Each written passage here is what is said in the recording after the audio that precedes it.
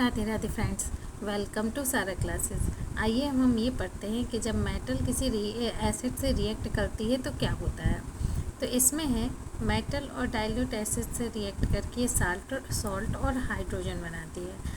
What do metal react with the same manner, let us find. मतलब कि किस तरह से रिएक्ट करती है हम एक एक्टिविटी के थ्रू लर्न करेंगे। इसमें है collect all the metal sample except sodium and potassium again. देखिए सारे मेटल के सैंपल को कलेक्ट करते हैं सिर्फ सोडियम पोटेशियम को छोड़कर। क्यों छोड़ा जाता है? इसलिए छोड़ा जाता है क्योंकि वो इमीडिएटली ऑक्सीजन से रिएक्ट कर जाते हैं।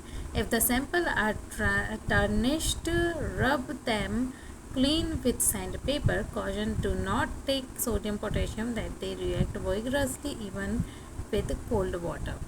ओके, तो यदि वो कुछ ऐसे हैं तो उनको रब करके, उनको सैंड पेपर से रब करके उनको क्लीन कर ले पहले और फिर यूज़ करें। Put the sample separately to test tube containing dilute hydrochloric acid. फिर उनको अलग अलग डालकर डाइल्यूट हाइड्रोक्लोरिक एसिड को उसमें डालें। Suspend thermometer in the test tube so that their bulbs are dipped in the acid. ठीक है ना, और फिर उसमें थर्मोमीटर डाल दें। और किस तरह से डालें कि एसिड के अंदर डिप रहे उसका जो ट्यूब है। ठीक है। Observe the rate of the formation of bubbles carefully, which metal react vigorously with dilute hydrochloric acid.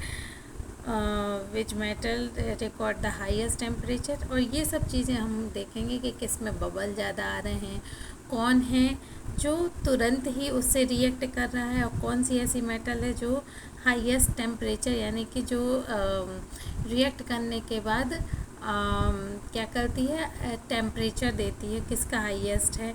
और इसको डिक्रीजिंग ऑर्डर में हम अरेंज कर लेते हैं। ठीक है,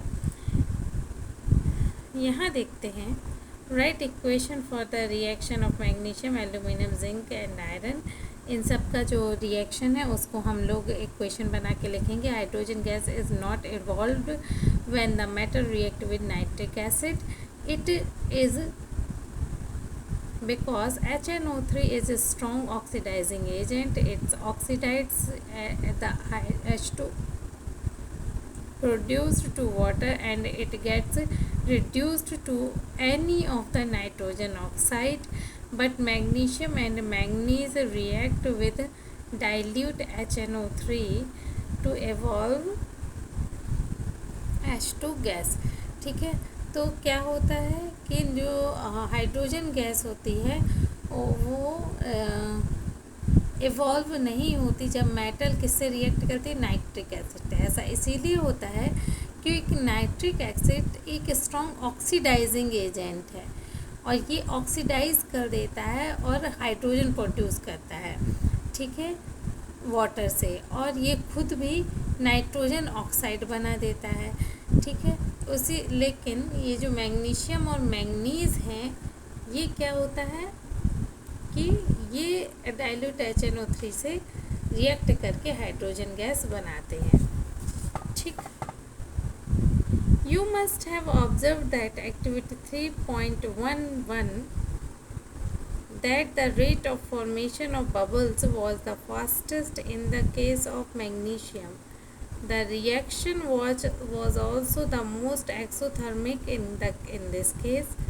ठीक है, अब ये जो है जिसमें मैग्नीशियम से रिएक्ट करते टाइम में इसमें बबल बहुत तेज़ी से आते हैं, उसके साथ साथ ये एक्सोथर्मिक रिएक्शन भी होता है। ठीक है, तो इसका जो ऑर्डर होता है वो सबसे ज़्यादा मैग्नीशियम के साथ, फिर एल्यूमिनियम, फिर जिंक, फिर iron. In the case of copper no bubble were seen and the temperature also remained unchanged. This shows that copper does not react with dilute HCl।